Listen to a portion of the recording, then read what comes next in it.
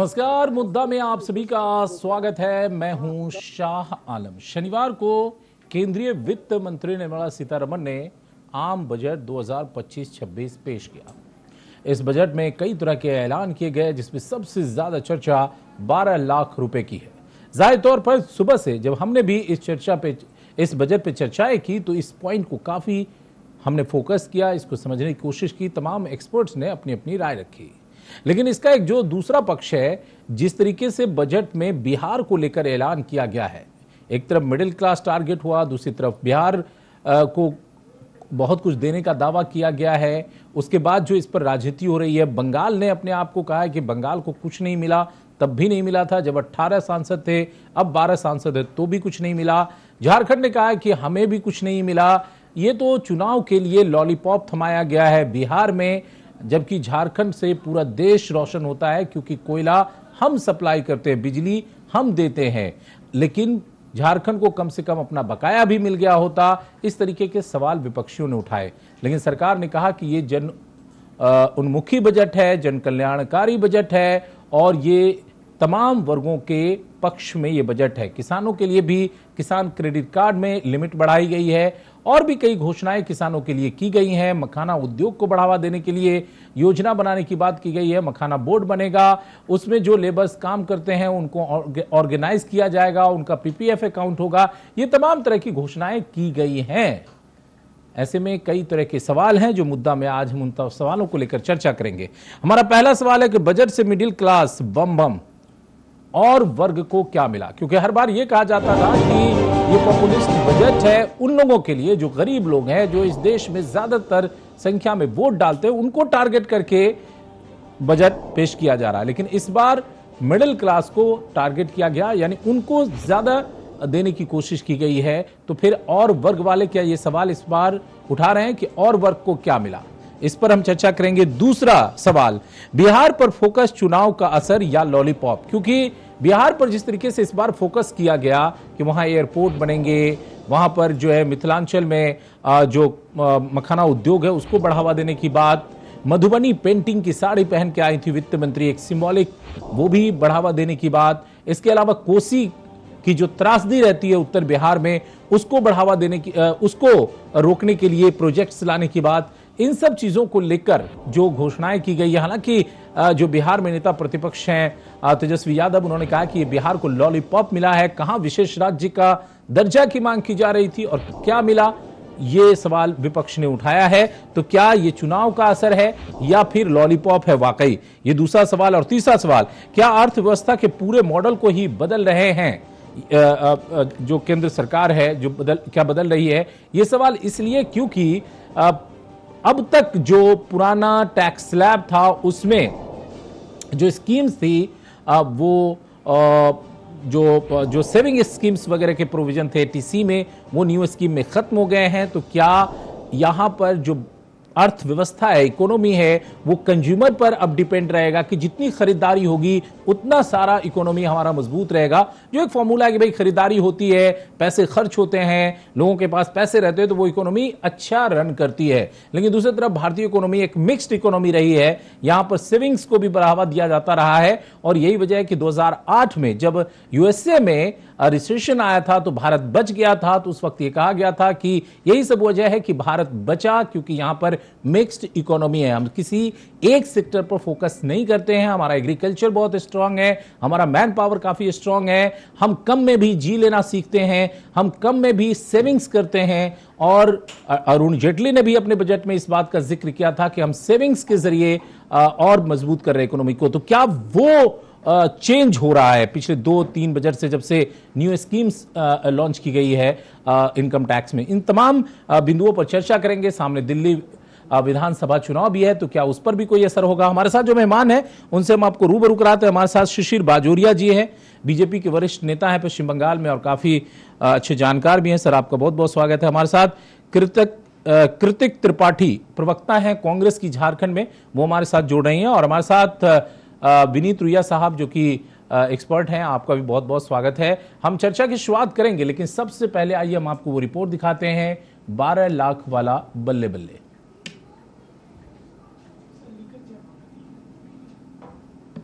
that there will be no income tax payable up to income of 12 lakh rupees. आम budget 2025-26 में केंद्र सरकार ने मध्यम वर्गीय लोगों के लिए बड़ा ऐलान किया है, मगर शर्तों के साथ।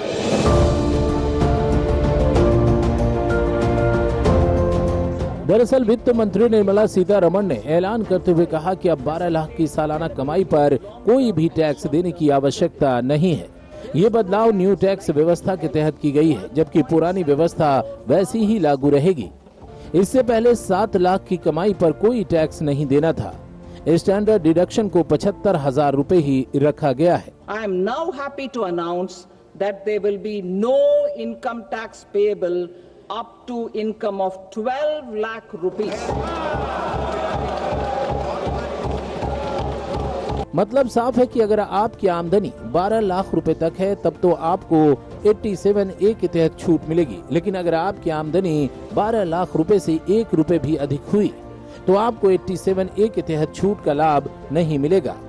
इतना ही नहीं, मान लीजिए अगर आपका इनकम सालाना 13 लाख रुपए है तो आपको 60,000 प्लस 15,000 यानी 75,000 रुपए टैक्स के देने होंगे। So, average income of 1 lakh per month other than the special rate income such as capital gains under the new regime. This limit will be 12.75 lakh for salaried taxpayers due to the standard deduction of 75,000. Slabs and rates are being changed across the board to benefit all taxpayers. The new structure will substantially तो चलिए चर्चा की शुरुआत करते हैं। सबसे पहले शिशिर Bajoria BJP के नेता हैं हमारे साथ। शिशिर जी, सरकार ने कहा कि ये जन कल्याणकारी बजट है। विपक्ष ने कहा कि राहुल गांधी ने कहा कि ये जख्म पर मरहम लगाने जैसा बजट है। अरविंद केजरीवाल ने कहा कि यहाँ पर कुछ भी नहीं है, किसी के लिए कुछ नहीं, निराशा हाथ लगी है। अखिलेश यादव ने कहा कि महाकुंभ के लिए ही सही 10,000 करोड़ रुपए दे देते। उसके बाद तेजस्वी यादव ने कहा कि ये कहाँ विशेष राज्य का दर्जा और अब मिला लॉलीपॉप। क्या कहेंगे इस पर?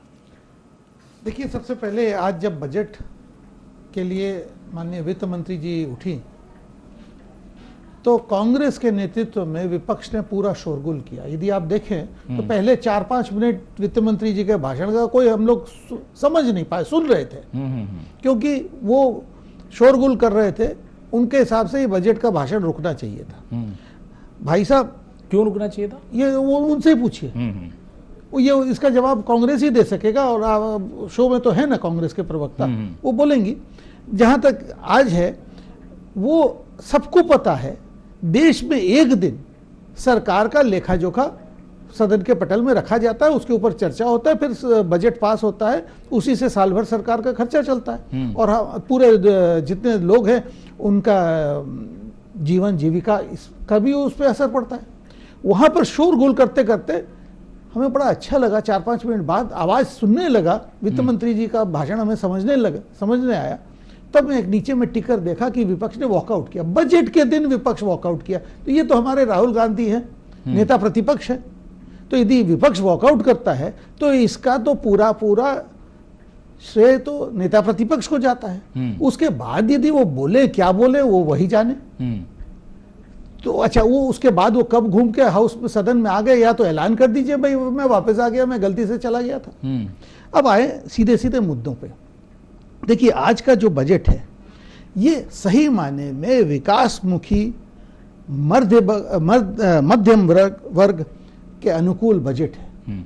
और ये बजट का एक लक्ष्य है विकसित भारत, हमारे देश को विकास के पथ में ले जाना। जो माननीय प्रधानमंत्री जी का लक्ष्य रहा है, जब 100 साल पूरा होगा तो ये देश को कहाँ देखना चाहते हैं, उस रेल लाइन पे इसको चढ़ाया गया है बजट को। ये जो टैक्स फ्री 12 लाख रुपया तक का आय, एक्चुअल में यदि आपका आय हो, इनकम हो 12,75,000, आपको 1 पैसा का टैक्स नहीं देना है। दूसरा है ये पूरा मध्य वर्ग को सामने रख के किया गया है। अब इसमें कोई बोलेगा कि जैसे बाद बाकी का उसका अपने पूरे व्याख्या में आ जाते हैं। नहीं, पूरा व्याख्या की जरूरत इसलिए नहीं है क्योंकि अब तो पूरा व्याख्या होता ही नहीं है। अब तो वही चीज की चर्चा होती है जो वित्त मंत्री बोलती हैं। आज चर्चा मिडिल क्लास की हो रही है तो आज मिडिल क्लास की हो रही है, कभी चर्चा जो है किसी और चीज की होती है, पॉपुलिस्ट होती है जो चीजें तो उसकी चर्चा हो जाती है, किसान सम्मान निधि की चर्चा होती है तो उस दिन हम लोग किसान सम्मान निधि की चर्चा करते हैं। इसलिए यह सवाल आ रहा है कि क्या जो अभी एक पैनलिस्ट हमारे थे भी डिबेट में, तो उन्होंने कहा कि ये शायद अगर जुलाई 2024 में कर लिए होते तो 240 वाला जो झंझट है उससे बीजेपी आगे जा चुकी होती, वो 240 के झंझट पर नहीं रुकती।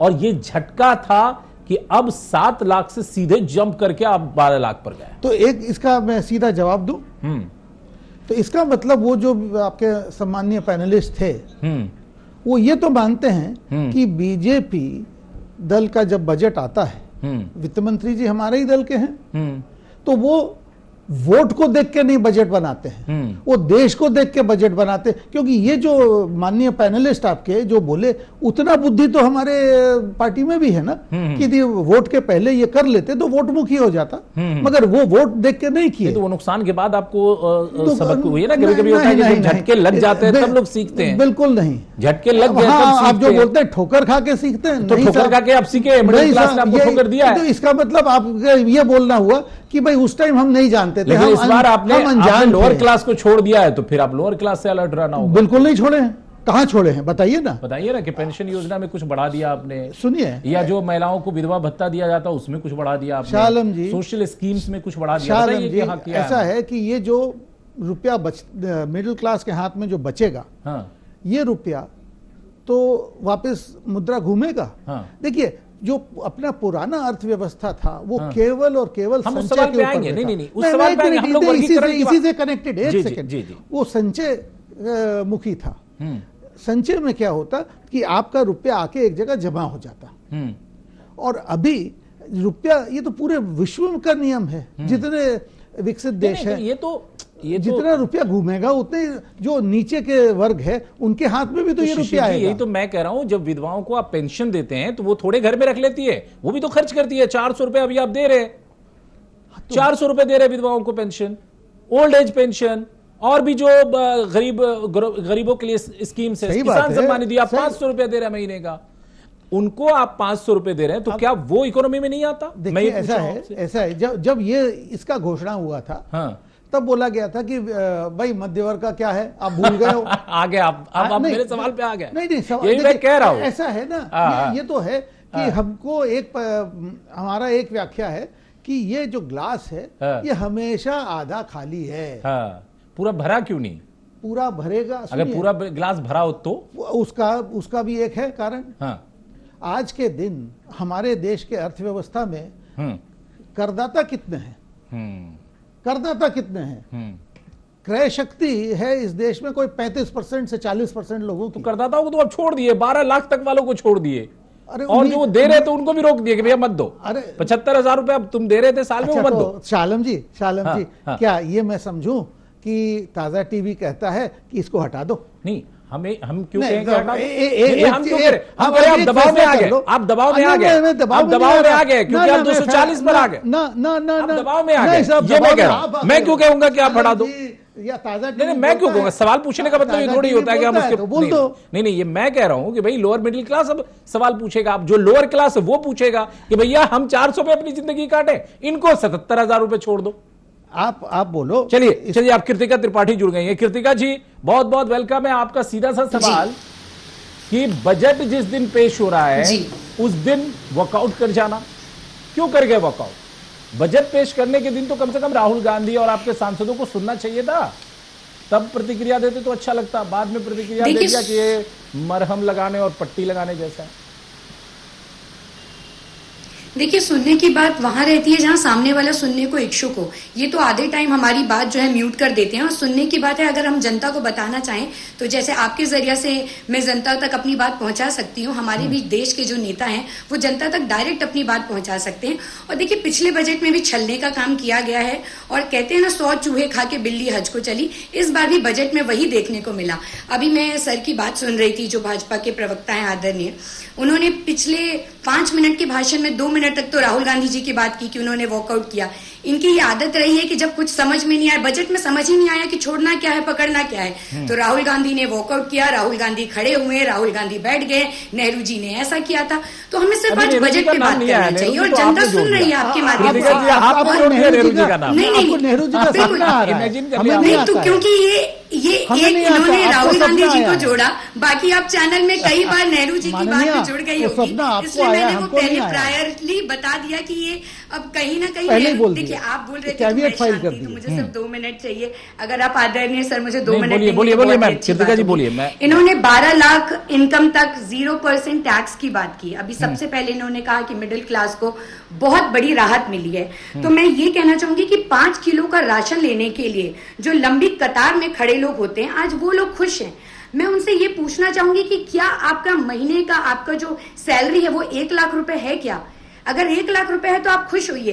क्या आपका, क्या मेरा, या हमारे जैसे कितने भी युवा हैं जो पढ़े लिखे हुए हैं, बैचलर्स किए हैं, मास्टर्स किए हैं, पीएचडी किए हुए हैं, क्या 1 लाख रोजगार आपको मिलता है? 1 लाख आपकी सैलरी है? कितने लोग होंगे जो आज मुझे इस डिबेट में देख रहे होंगे, वो अनुमान लगाइए कि क्या उनको महीने में 1 लाख रुपए सैलरी उनके पॉकेट में आती है कि ये खुशी मना रहे हैं।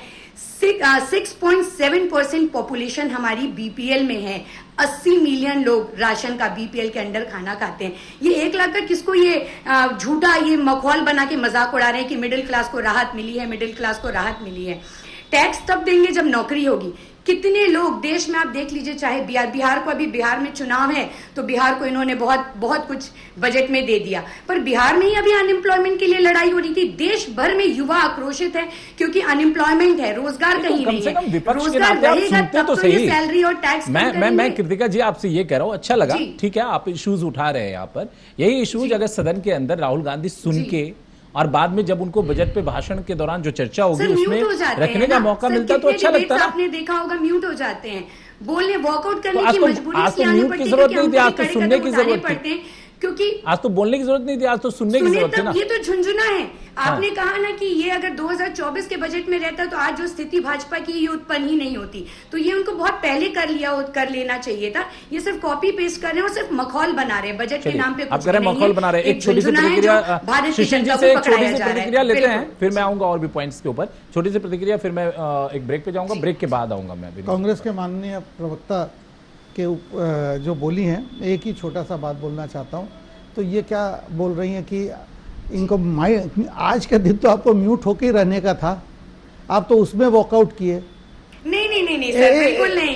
हम तो बोल रहे हैं, हम तो खुले जब में बोल बजट रहे हैं। ट्विटर में इस ट्रेंडिंग देश चल में रहा है बजट का। मैडम, इस देश में सबसे ज्यादा बजट तो कांग्रेस आपको पता है देती। सर ट्विटर में ट्रेंडिंग क्या चल रहा है? जहां चुनाव है वहां सुनिए बजट बनेगा, सुन हारने के लीजिए, बाद सुन बजट लीजिए। कटेगा और सबका माननीय, कटेगा। हम भी चुप ये बैठे ट्विटर पे थे। ट्रेंडिंग माननीय चल रहा है, जो हम माननीय नहीं हम भी कर जोर रहे बोल सकते हैं। कृतिका जी, माननीय हम भी जोर बोल सकते हैं। कितना मखौल बना अच्छा, रही है। तो आप जी, ये क्या है ना, वो पार्लियामेंट का आदत हो गया ना कि वहां पर तो यहाँ तो म्यूट नहीं कर सकते ना, प्रॉब्लम ये है। अभी ये चलिए, अच्छा शिशिर जी को बोले दिए, हम आग्रह करके आपको चुप करा सकते हैं। कृतिका जी, आप जब हम हमको आग्रह करके बोली, आपको चुप करा सकते हैं। आप जब हमको बोली में एकदम से चुप हो गया। शिशिर जी बोलिए, आप क्या बोलना चाह रहे हैं कि इस देश के लोगों का इनकम लो का लो ही रहे? आप क्या बोलना चाह रहे हैं ये जो 12 लाख छूट दिया गया वो जो आपके टाइम में था? याद कीजिए जब आप सरकार छोड़ी थी। नहीं याद मत कराइए। मैं अभी इस गवर्नमेंट को टैक्स देती हूँ। मैं भी आपसे निवेदन करूंगी कि देखिए, सबसे ज्यादा वित्त मंत्री जो बजट प्लेस किए हैं पार्लियामेंट में वो कांग्रेस के वित्त मंत्री हैं। क्या विपक्ष नहीं सुनता था?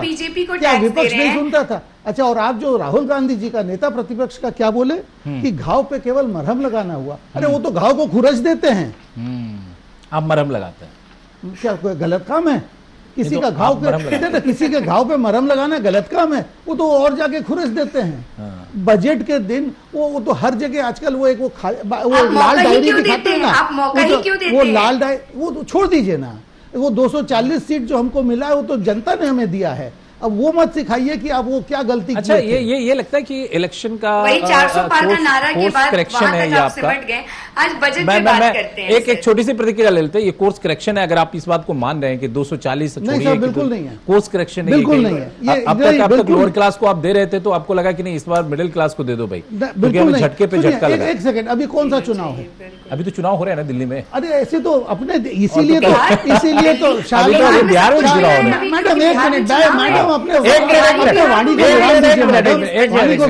कृतिका जी क्रॉस क्वेश्चन मैंने किया। हाँ जल्दी से मुझे ब्रेक। देखिए ऐसा है, इसीलिए माननीय प्रधानमंत्री जी का जो लक्ष्य है, एक देश एक चुनाव, वन नेशन वन इलेक्शन, क्योंकि अपने यहाँ तो हम इलेक्शन मोड में 365 दिन रहते हैं, बट अब नेक्स्ट लोकसभा का चुनाव तो 2029 में आएगा ना। नहीं, ये तो तब होता ना जब आप बिहार को एयरपोर्ट दे रहे थे, साथ में बंगाल का भी ऐलान करते कि बंगाल में भी हाँ, तो बंगाल भाई बंगाल की आबादी बिहार की आबादी लगभग बराबर है। बिहार में ऑलरेडी 3 एयरपोर्ट रनिंग है, वहां पे गया में, पटना में, दरभंगा में 3 रनिंग है, किशनगंज में बन रहे हैं, फिर वहां एयरपोर्ट की बात आप कर रहे हैं और बंगाल में नहीं कर रहे, तो इसलिए सवाल उठ रहा है चुनाव मोड में। उसका आपको अभी संक्षेप में उत्तर जल्दी से, फिर मैं ब्रेक संक्षेप में उत्तर एकदम संक्षेप में। तृणमूल के यहाँ आपके प्रवक्ता होते तो उनसे पूछते, वो जमीन देते हैं, वो जमीन देते, वो एक छटाक जमीन नहीं देते। उत्तर प्रदेश में दे देते, उत्तर प्रदेश तो और बड़ा राज्य है, वहां दे देते 8-10 रातों रात आप उत्तर प्रदेश, वहां की सरकार भी नहीं दे रही। उत्तर प्रदेश का नाम हम लेते ही तो आप लोग सब भड़क जाते हैं।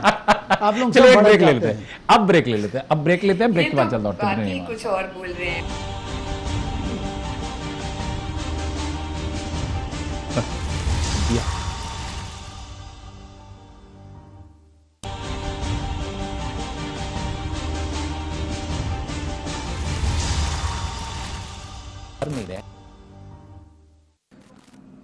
ब्रेक के बाद एक बार फिर से आप सभी का स्वागत है। आप देख रहे हैं मुद्दा में चर्चा बजट को लेकर बहुत ही गर्मा गर्म चर्चा चल रही है, बिकॉज की बीजेपी के प्रवक्ता शिशिर जी बहुत ही बेबाक बोलते हैं और उतने ही बेबाक कृतिका त्रिपाठी जी हैं जो कि प्रवक्ता हैं कांग्रेस की, वो भी बहुत अच्छे तरीके से बातों को रख रही हैं। इन दोनों के बीच हमारे साथ विनीत रुइया साहब हैं जो कि एक्सपर्ट हैं। मैंने उनको भी बुलाया क्योंकि और बार भी जब बजट में इनको बुलाते थे तो ये ज्यादा इस बात को लेकर क्रिटिसाइज करते थे कि ये क्या है, लॉलीपॉप दिया जा रहा है, या फिर फ्री बीज के ये बहुत खिलाफ रहते हैं कि किसी को विधवा पेंशन दे दिया, किसी को ओल्ड एज पेंशन दे दिया, महिलाओं के खाते में डाल दिया, किसानों के खाते में डाल दिया, मुफ्त में अनाज दे दिया, इन सब चीजों के ऊपर इनका सवाल रहता है। आज जब मिडिल क्लास जिसको कहते हैं कि 1 लाख रुपया महीना कमाने वाला जो शख्स है, हालांकि उसकी संख्या कितनी है इसका अंदाजा आप खुद भी लगा सकते हैं, आज उनको छूट दी गई है। उनको 77,000 रुपए सालाना छूट, यानी 1 महीने के अंदर आप सोच सकते हैं कि 12 छक्के 72 6,000 रुपए उनको दिया जा रहा है। तब शिशिर ये विनीत जी क्या बोलेंगे, मैं इनकी राय लेना चाहूंगा। सर वेलकम इन सवालों के साथ।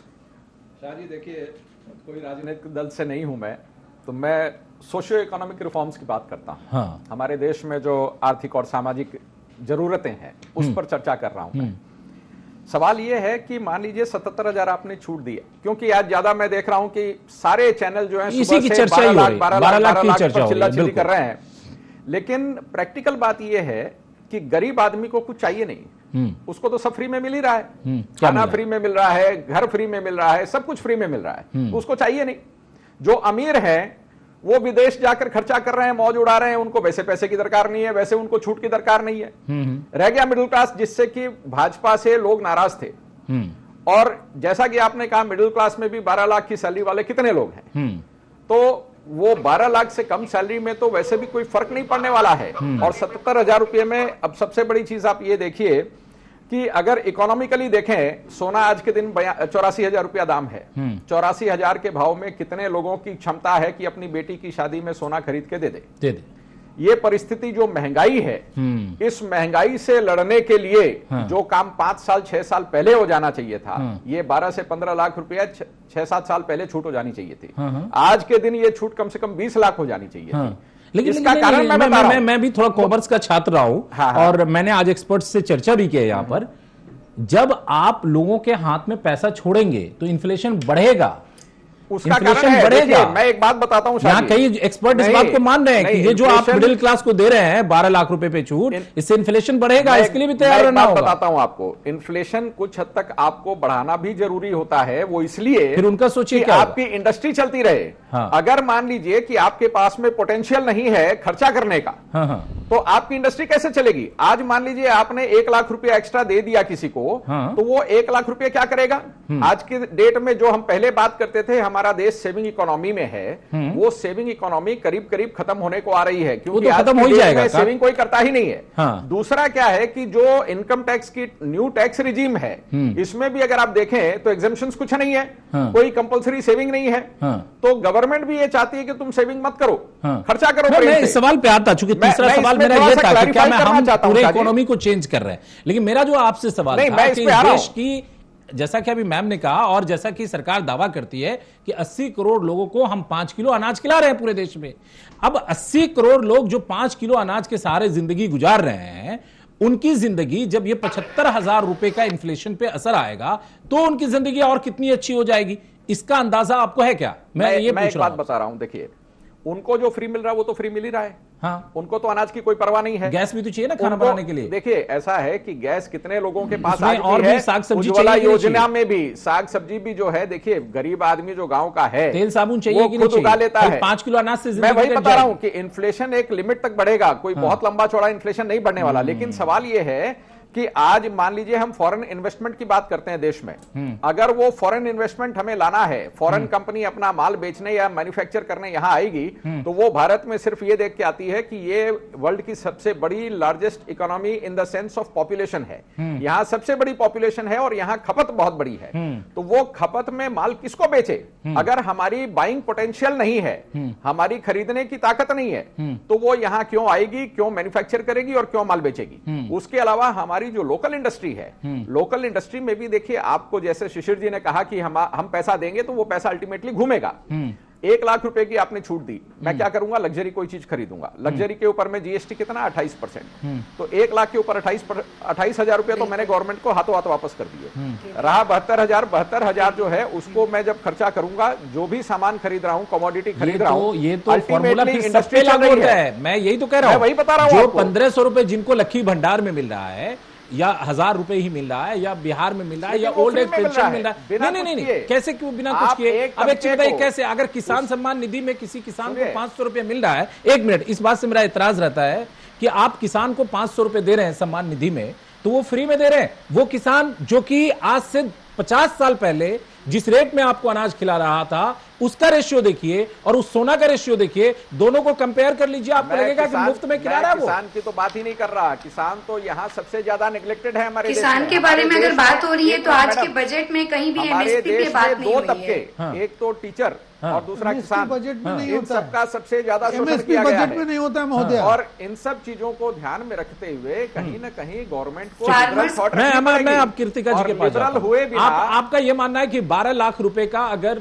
छूट, 12 लाख पर अगर छूट दी गई है तो इससे इकोनॉमी को फायदा मिलेगा, क्योंकि बिल्कुल वो मिलेगा। खरीद होगी अल्टीमेटली, वो ये तो सबका मानना है। लेकिन फिर मेरा यह भी मानना है कि अगर ये ठीक है तो फिर वो फ्री बीज जिसके जरिए गरीबों के 2 वक्त की रोटी का इंतजाम होता है, उसका लोग विरोध क्यों करते हैं?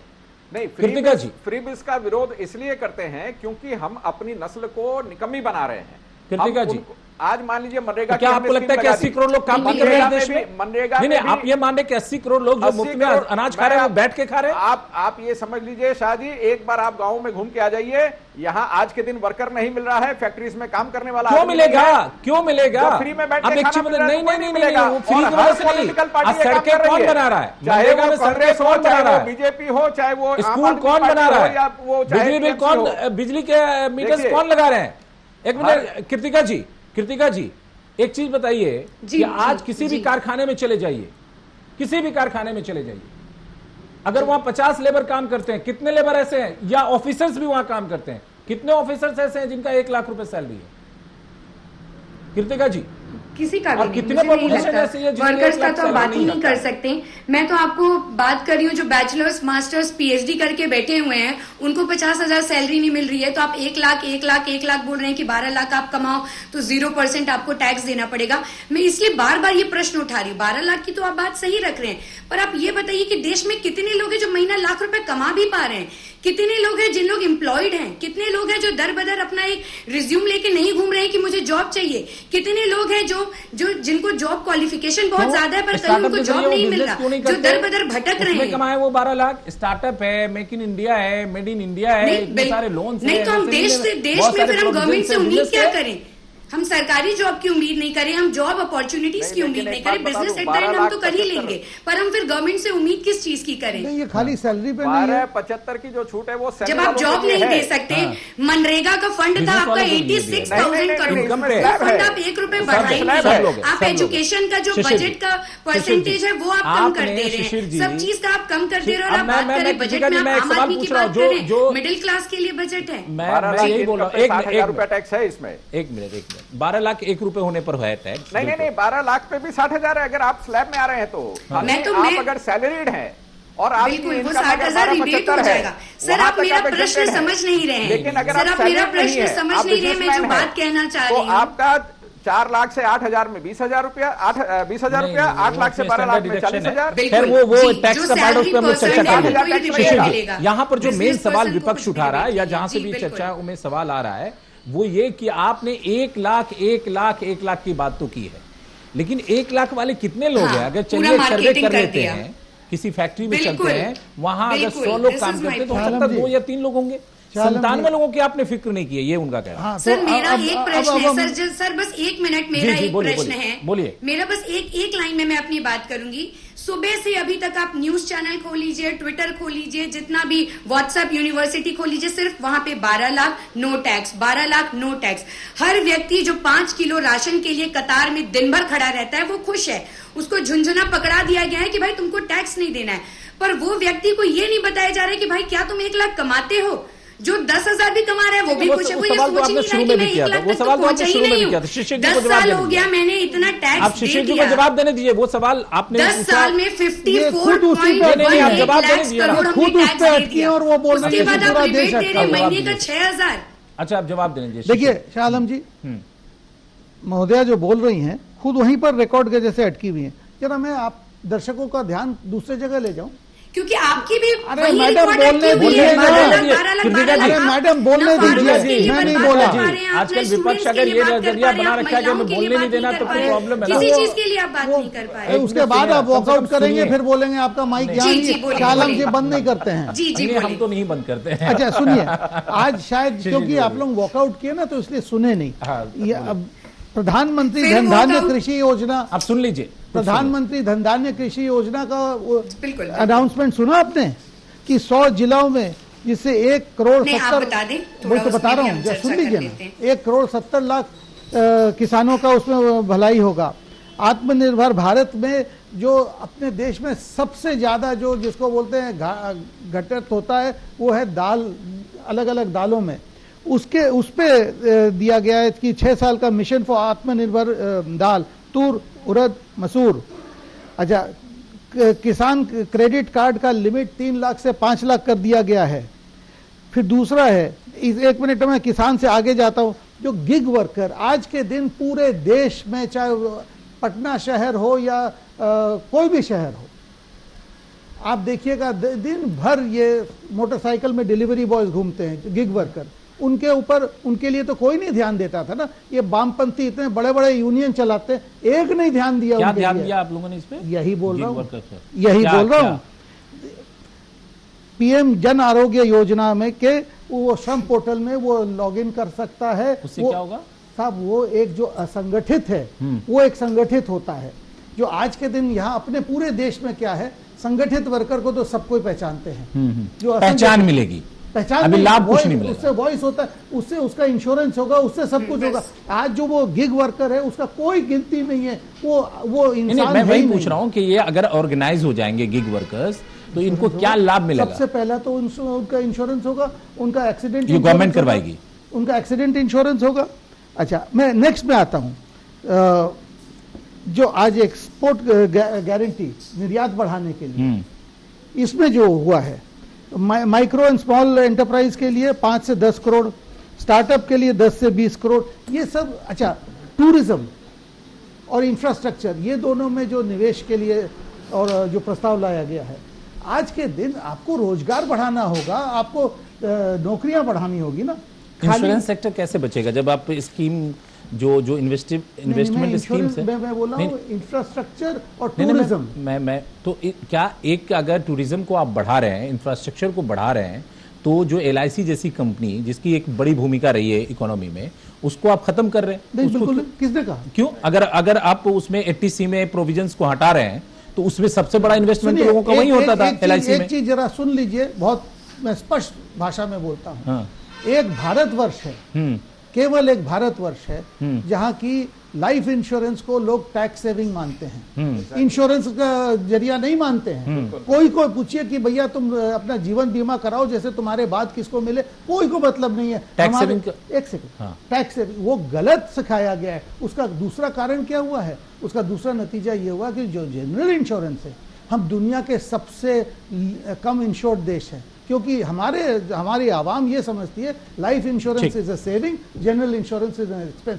ये इतने 60 साल जो इनका जो राज्य रहा है, वो गलत समझाया है। दुनिया में एक देश नहीं है जहाँ की लाइफ इंश्योरेंस को सेविंग इंस्ट्रूमेंट बताते हैं। लाइफ इंश्योरेंस बीमा है, अपने जीवन का बीमा। जैसे आपके बाद आपके बच्चे, आपके विधवा, आपके या यदि महिला मरती है तो उनका पति, उनके काम आएगा। ये आपके अपने लाइफ इंश्योरेंस, अपने टैक्स सेविंग का जरिया एकमात्र हमारे देश में। ठीक है, एक ब्रेक के लिए रुकते हैं, ब्रेक के बाद जल्द लौटते हैं, बने रहिए हमारे साथ।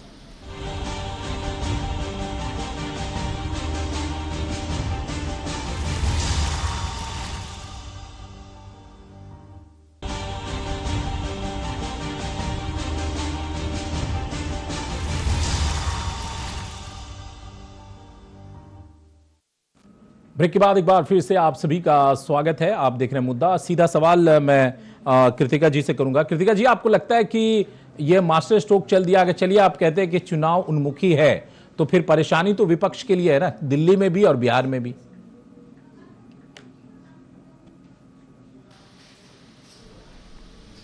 हेलो, बोलिए।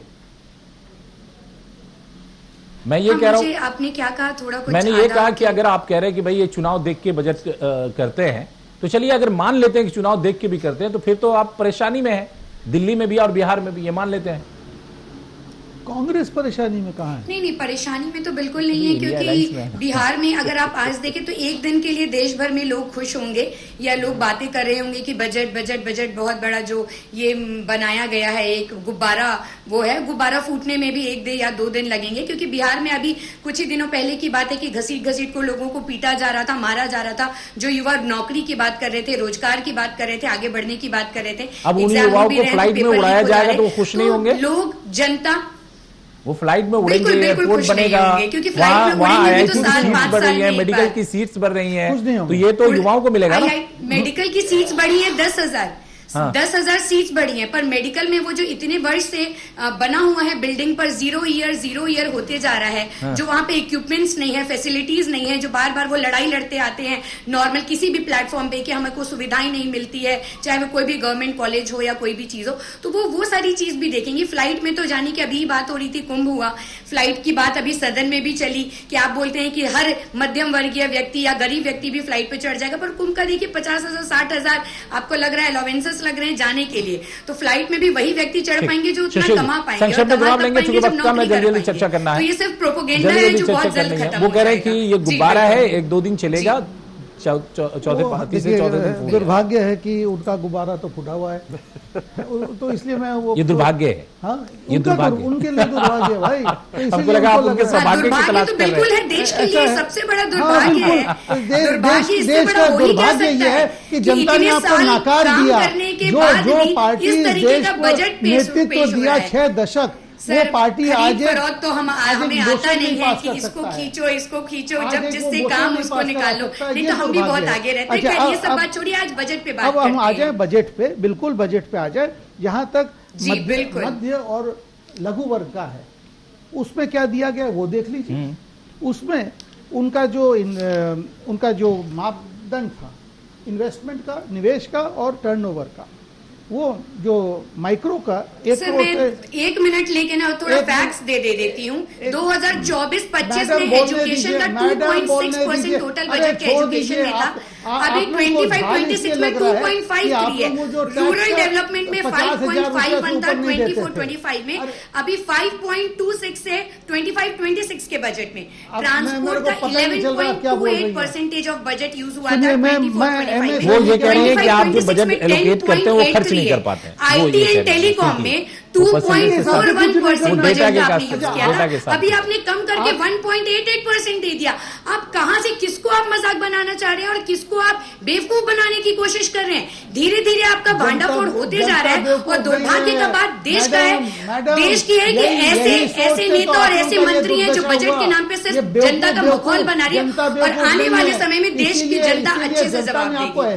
फैक्ट्स आप प्लीज व्हाट्सएप यूनिवर्सिटी से बाहर निकल के आप फैक्ट्स पे बात कीजिए पन्ने कोरे हैं, आपको पता है, प्लीज फैक्ट्स पे बात कीजिए सर। पन्ने मेरे कोरे फैक्ट्स में हैं। अगर कहीं भी कमी है तो मैं लाइव चर्चा ही चैनल यही लाइव होनी है, डिबेट पे ये बात चर्चा ही होनी है कि बजट से किसको लाभ पर अगर किसको ये मेरे नुकसान। फैक्ट्स सही है तो आप अब ये जनता को लाभ नुकसान की बात नहीं हो रही है, बल्कि हम लोग चर्चा कर रहे हैं कि कौन पार्टी को लाभ, कौन सी पार्टी को नुकसान। अब चर्चा यहाँ पे आ गई है। खैर ठीक है, नहीं चलिए वो घोषणाएं जो आप बता रहे हैं ना वो सब हम लोगों ने दिन भर चलाया चैनल पे, इसलिए मैं उस पर नहीं आ रहा हूँ। एक सेकंड मैं विनीत जी को मैं कहूंगा। विनीत जी, बंगाल से प्रतिक्रिया आई टीएमसी के महासचिव की कि जब 18 सांसद दिया तब भी कुछ नहीं मिला, आज 12 है तो कुछ नहीं मिला, बंगाल ठगा गया। झारखंड वालों ने कहा कि देखिए कम से कम हमारा बकाया ही देते हैं, हम तो पूरे देश में बिजली के लिए कोयला देते हैं, लेकिन हमें कुछ नहीं दिया गया। 1,36,000 मैम ये सवाल आपसे नहीं है, विनीत जी से। विनीत जी, देखिए पूरा देश एक है और ऐसे में हम राज्य की बात करें ये करना उचित नहीं है। हमें ये देखना चाहिए कि टोटल सिनेरियो क्या है। दो चीजें जो मैं मिस कर रहा हूं इस बजट में, पहली चीज ये कि यहाँ जो डिफेंस का बजट कम किया गया, आज सारी दुनिया में आप देख रहे हैं लड़ाइयां चल रही है, हर जगह वॉर की सिचुएशन हो रही है, और चाहे वो रूस हो, चाइना हो, नॉर्थ कोरिया हो, अमेरिका हो, यूरोप हो, मिडिल ईस्ट हो, हर जगह वो परिस्थिति बन रही है। और इस परिस्थिति में मेरे समझ से हमें कुछ और एक्स्ट्रा बजट बल्कि एलोकेट करना चाहिए था डिफेंस सेक्टर के लिए, क्योंकि उसमें अभी हमारी उन्नति की और बहुत ज्यादा दरकार है। दूसरी चीज जो है इंश्योरेंस के ऊपर में जो जीएसटी है, मेरे हिसाब से एटलीस्ट मेडिकल इंश्योरेंस के ऊपर में जीएसटी की दर जो है उसको काफी कम करना चाहिए। नहीं, वो तो हटा दिया गया, वो तो हटा दिया गया। वो तो चिट्ठी लिखी गई थी, उसके बाद ही नहीं आई है। नितिन गडकरी ने भी लिखा था, नितिन गडकरी भी लिखा था, बहुत अच्छी बात है, लिखा था। ममता बनर्जी ने भी चिट्ठी लिखी थी, इस पे मैं क्लियर नहीं था। अब शिशिर जी इस पे बताएंगे कि दीदी के पत्र का असर था या नितिन गडकरी के पत्र का असर था।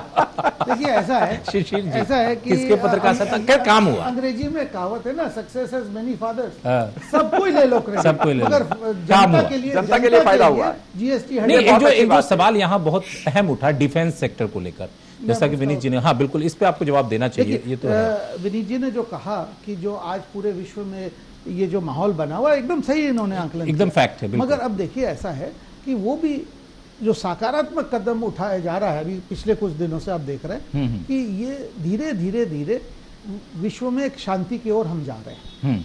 हमारा देश जहां तक रक्षा का है हम हर तरह से कदम उठाते हैं, लेकिन रक्षा में खर्च करने की तो कोई सीमा नहीं, इसमें कोई दो बात नहीं। बट जहां तक हमें पता है, देखिए ये तो रक्षा का एक सब्जेक्ट है जिसका डिटेल तो कभी बजट में आता नहीं है बिल्कुल। तो वो मेरे ख्याल से हमारे जो तीनों सेना प्रमुख हैं उनका राय लिया गया है, जो हमारा सेना उत्पादन विभाग है उसका राय लिया गया, उसके हिसाब से हुआ। तो इसका डिटेल न किसी के पास होता है और न मैं बोलता हूं यहाँ चर्चा होना चाहिए। चलिए बिल्कुल नहीं, लेकिन ये एक साइकोलॉजिकल बहुत बड़ा इंपैक्ट पड़ता है जो हमारे आसपास के देश, आज की डेट में देखिए नेपाल हमारा दोस्त था, कहीं ना कहीं विपरीत जा रहा है। अच्छा, श्रीलंका हमारे ऊपर डिपेंडेंट था, कहीं ना कहीं वो विपरीत जा रहा है। पाकिस्तान जो है उसके साइकोलॉजिकल एक बहुत बड़ा इंपैक्ट पड़ता है। अगर हमारा रक्षा बजट बढ़ता है तो इसकी चर्चा बांग्लादेश से भी हमारे रिलेशन अभी खराब है, बांग्लादेश में जो भी हमारी सरकार थी हम चारों तरफ से घिरे हुए हैं। विनीत जी, ये कोई रक्षा के कारण नहीं हुआ है, श्रीलंका जब राष्ट्रपति उनके आए थे, वो मीटिंग में आप सब देखे होंगे, मैं खुद मौजूद था। को वहां पर जो हमारा अभी श्रीलंका से अभी जो मौजूदा अब एक काम करते हैं ना, थोड़ा सा 5 सेकंड में आप लोगों से एक नंबर दिला देते हैं। जाहिर तौर पे हमें तो रिजल्ट भी पता है नंबर के, लेकिन फिर भी देखते हैं। शिशिर जी, कितने नंबर देंगे आप अपनी सरकार को? कितने में? 10 में। 10 में? 10 में 12 देंगे। अब इसी बात नहीं है अभी इतना। चलिए 10 में 10। 10 में 10। कोई भी यदि 9 भी कोई नहीं दे सकेगा। कोई नहीं, 9 कोई नहीं दे सकेगा। सब कृतिका जी, आप 9 देंगे क्या? वो तो 4.2। अरे बाप रे बाप, पॉइंट भी है, दशमलव भी है। सुनिए, स्कूल में 35% पास होता था, आपने तो बजट को पास करा दिया। 4.2। अरे बाप रे बाप, 4.2। नहीं, चलिए अब स्कूल में नहीं है ना सर, हम यही दिक्कत है। मेरा तो reality बुनियाद वही में। है ना। चलिए मेरा अब विनीत जी से ले लेते हैं। देखिए, विनीत जी कितना फिराक नंबर साहब का एक शेर कहता हूं इस पे, हाँ। कि मैं बुरा तो नहीं कहता फिराक, मैं बुरा तो नहीं कहता फिराक, है तेरा दोस्त मगर आदमी अच्छा भी नहीं है तेरा दोस्त मगर आदमी अच्छा नहीं नंबर तो दो भाई। ये क्या मतलब, नंबर भी दे रहे हैं, पास भी कर रहे हैं, फिर ये कह रहे हैं स्टूडेंट अच्छा नहीं है। नंबर तो 8 मिलने ग्रेस चाहिए। मार्क्स से पास हुए बजट आप बुरा यहाँ नहीं है, बजट अच्छा है, 8 दिए। लेकिन ये ग्रेस मार्क्स से पास है। 8 दिए हैं। नहीं, 8 दिया है मैंने, लेकिन बजट चलिए। अच्छा है, बुरा नहीं है, लेकिन कहीं ना कहीं कुछ खामियां हैं जो हमें ध्यान देनी है। जाहिर सी बात है। हमें लगता है कि देखिए, ये सरकारों की मजबूरी भी होती है। कोई भी सरकार हो, वो अपने वोटर्स का भी ध्यान रखती है, क्योंकि उन्हें सत्ता चलानी है। अगर वोटर्स उनके साथ ना हो तो वो सत्ता में रहेंगे कैसे? वोटर्स का भी ध्यान रखना है, देश का भी ध्यान रखना है, इकोनॉमी का भी ध्यान रखना है, खजाना का भी ध्यान रखना है। इन सब को ध्यान रख के बजट जो है वो पेश किया जाता है जाहिर तौर पर। और आपको याद होगा कि उद्धव ठाकरे ने, यही जो वित्त मंत्री है निर्मला सीतारमण, इनके सामने एक मंच पे कहा था कि जब हम विपक्ष में होते हैं तो भी हमारा स्टेटमेंट तैयार रहता है, और जब हम सत्ता पक्ष में होते हैं तो भी हमारा स्टेटमेंट तैयार रहता है कि मीडिया जब आएगा तो हमें क्या जवाब देना है। अगर हम सत्ता में हैं तो हम कहते हैं कि भाई विकास उन्मुखी है, जन कल्याणकारी है, सबका साथ है, सबका विकास है, सबके लिए सब कुछ है। लेकिन अगर हम विपक्ष में होते हैं तो बोलते हैं ये जो है बजट जो है वो ठगने वाला है, लॉलीपॉप है, उदासीन है, कुछ भी नहीं है इसमें। तो ये जाहिर तौर पर होता ही है। समझना आपको है कि वाकई इससे आपका कितना भला हो रहा है, चाहे वो सोशल स्कीम के जरिए आपको लाभ मिलता है या फिर 12 लाख वाली की जो चर्चा हो रही है। आप तमाम मेहमानों का बहुत बहुत शुक्रिया। मुद्दा में इतना ही, नमस्कार।